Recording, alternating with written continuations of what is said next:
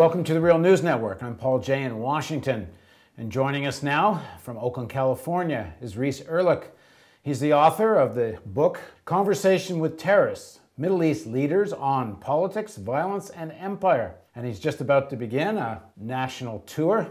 He's a longtime foreign correspondent and covered the region in the Middle East and Afghanistan and Iran and other places for more than 42 years. Thanks for joining us, Reese. Thank you so much for having me. The Conversations with Terrorists, I guess that is a bit ironic in your title because the list of people, some of whom are now called terrorists and others are called respected national leaders.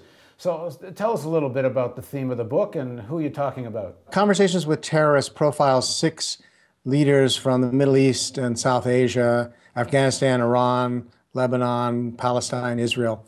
And it includes people like Khalid Mashal, the head of Hamas, and Bashar al-Assad, the president of Syria, and Gula Cohen, who is a right-wing leader in Israel and a former member of the Stern Gang in the pre-1948 period when the Zionists were using terrorist tactics against the British and the Arabs.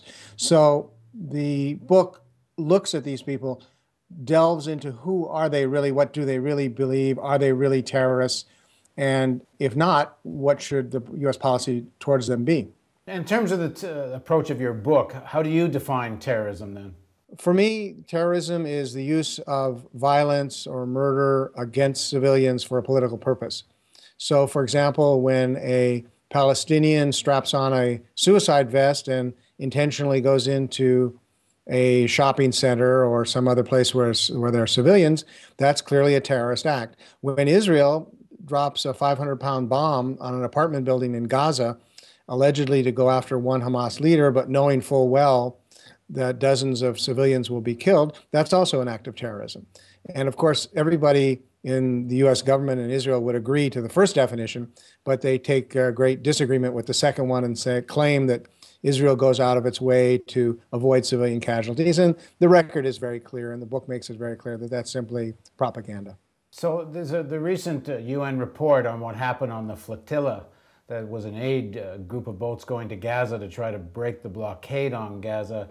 It's now found that the Israeli commandos dropped on the boat, and according to this report, the people that were killed, many of them were actually lying down as they were shot, according to what the report says the forensic evidence shows. Would you define that then as an act of terrorism?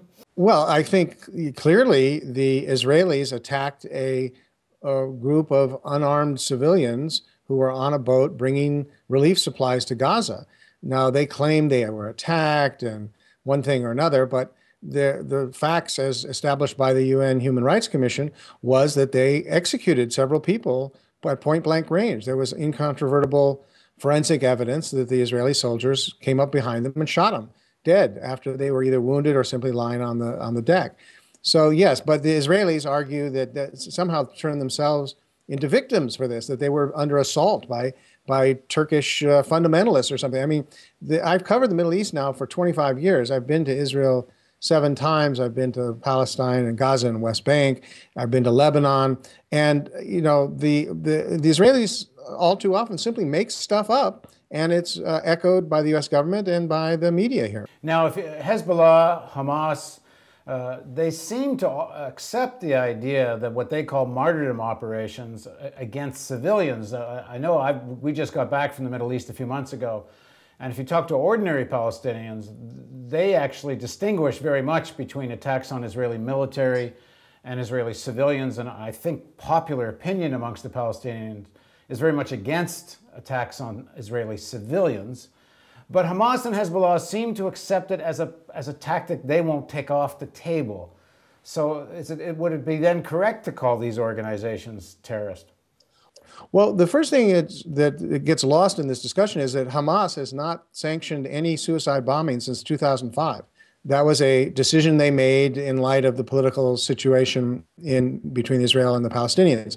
So, but this is an argument I've had with Hamas leaders, with Khalid Mashal, with others in camps in Lebanon. Their argument is the Israelis kill our civilians anytime they want, and Israelis must serve in the army. Therefore, there's no such thing as an Israeli civilian. So therefore, our attacks on them are justified, and they're acts of resistance. I think that's absolutely dead wrong. It's both immoral and it's counterproductive politically. And as you pointed out, there are other views among Palestinians that say, no, we should not attack Israeli civilians. We have to live with these folks long term.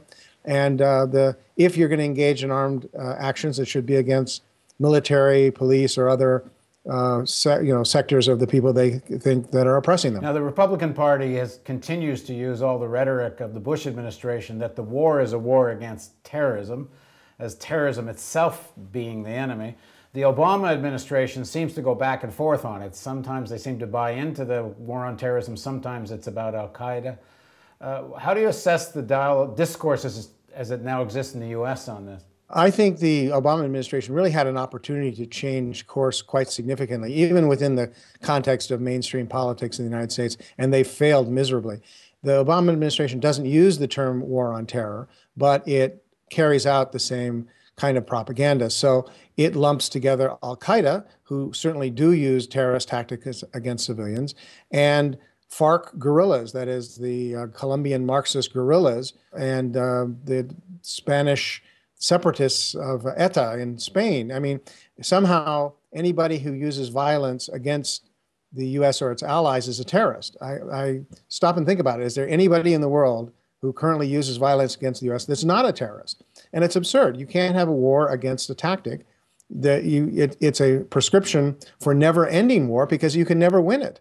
There will always be somebody out there potentially who could blow himself up. Therefore, you have to keep the United States in economic crisis and political crisis permanently. Well, you can see the evidence of that in the fact they're continuing the prosecution of Qatar, the young kid in Afghanistan, who's being charged with a war crime for throwing a grenade when the compound he was under in Afghanistan was being bombed. It became a war crime to attack an American soldier, essentially a terrorist attack.